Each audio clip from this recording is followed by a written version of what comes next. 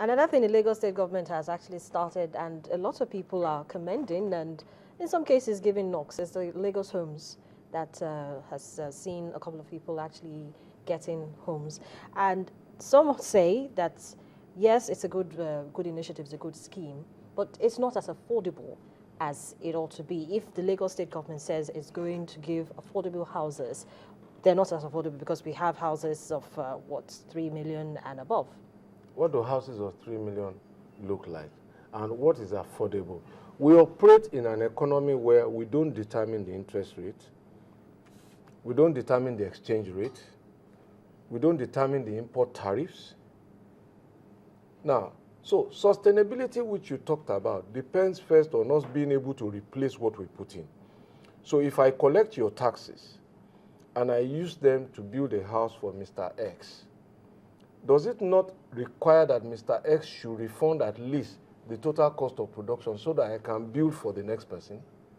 If I collect 10 naira from you and I build a house at 10 naira and I sell it to Mr. X at 5 naira, am I doing good business with your money? But Governor Fashola, why isn't the state looking at the option like what former Lagos State Governor Jakonde did in terms of the kind of houses that were actually built? They were actually affordable, low-cost houses that we still have standing till date. Do we need as much as that? Or we can get private developers that wouldn't take as much money that the state has probably spent right now on these buildings. I think we should have another discussion about housing so that you will understand. I know how many estates we have signed up and given land to private developers in my first term to build houses. They can't build houses. Private developers don't keep cash in their pocket. They raise money from banks. At 24% is not going to happen. That is the reality. So why doesn't the state go to the stock market to raise the money or raise the funds that they're going to need to build the houses? Just a minute. Let me take us there. Let me take us there. If you raise money on the capital market, it's not free money. And let us understand that also. It comes at interest. There's a price to that money. The money on the stock market is not free. The cheapest money we can get is what we are putting in. Taxpayers' money. It has a collection cost, mind you, but it's not borrowed money. All of what we have done today is money we have saved from IGR. We're building on 23 sites. We have close to 12,000 houses to be completed between this year and next year. And I think we must be commended for that, because that is part of our innovativeness for bringing down the cost of delivery. If we borrowed money, the cost of delivery will be actual plus interest to the citizens. So those who say that, really, with respect, don't know the economics. I'm sorry, they don't know the economics. So, and then when you look at it, we've had Federal Mortgage Bank in this country for how many years? Since when I was a teenager. How many houses has it produced? By the end of this year, based on our projection, we would have exceeded the total number of mortgages that the combined banking sector of this country has financed by doing what we're doing. Building houses for people, asking them to pay an equity contribution of 30%, which is global minimum standard, asking them also to pay monthly mortgages up to a minimum of 10 years. There's no government that offers that in this country. So you know why we get criticized? Because we do things. And those who have alternatives have not brought them to the table. Now quickly back to Governor Jakonde's era. You see, first of all, you have to understand the real dynamics here. At the time Governor Jakonde was building, right, we had an armada of cement in Nigeria just 3 years before. There was more cement in Nigeria than Nigeria needed. That was one. Two, the naira was stronger than the dollar, or at the worst at parity in 1979. Now, for every $1, I have to look for 160 naira. 162 actually. So now if you look at the price of that house at that time and do the multiplier effect today, those houses that were built at that time, do they command the same value today? Certainly not. Their values have gone up in response to the market realities. Which of the people who bought that house at that time will sell it at the price he bought it now? So why do you expect to get a house 30 years or 30-something years after at the price that Governor Jakonde delivered it? Will you sell your own at that price today? But then we can also take advantage of the fact that we started I'm sorry to butt in here. cement. Make no mistake.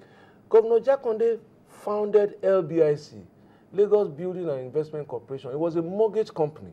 a mortgage banking company. So exactly what we are doing today was what happened then. People defaulted on their mortgages. They didn't pay. And the state was ready to turn another and say, leave it for them. But you know what? In the books of the state, there are still debts. So what he intended from day one, take it, pay this contribution at that time, which was like their equity contribution, which is exactly what we're doing. Pay over time. Of course, the military came and so many systems and institutions really lost. There was no continuity. So it was intended as a mortgage. And I can tell you for free, my uncle, who was a beneficiary of one of those houses when I was a child, lost his job when he was around 60-something. I paid off the mortgage to LBIC. So there's nothing we are doing different. The reality is that our money has lost value. We are import dependent. Our interest rate is high. Import tariffs are high. But then we have cement. We have cement, which has at what cost? There's no free cement. There's no free cement, but you can get it at a subsidized rate, at least. For where?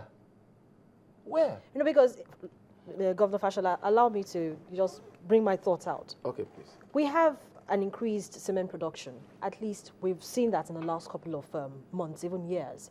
And there's this willingness to begin to partner with developers to ensure that, you know, there's enough cement to go around.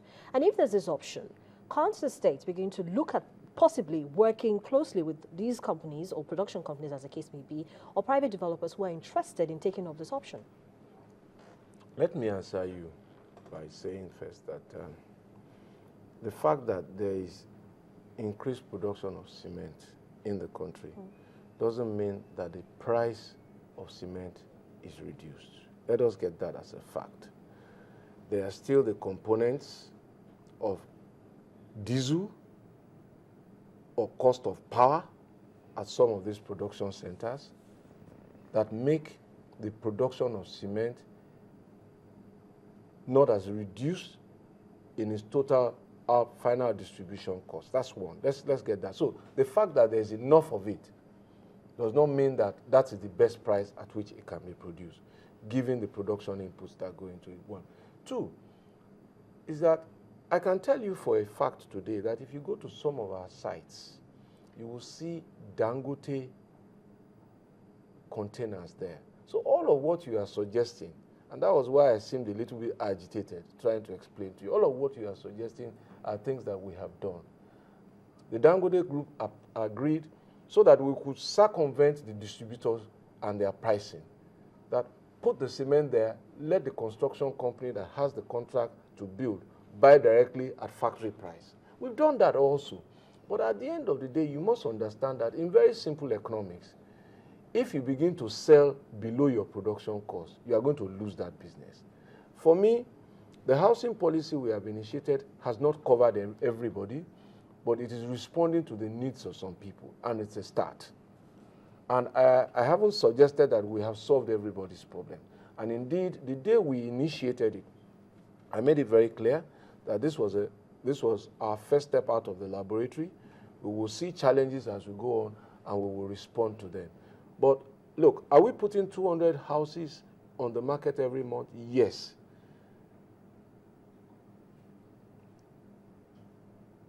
Whether it rains, whether it doesn't rain, we deliver on that commitment we made. Every month, we can make 200 people homeowners if they can afford it. Now, if you choose a house that is not commensurate with your income, then you are living in another world. Let's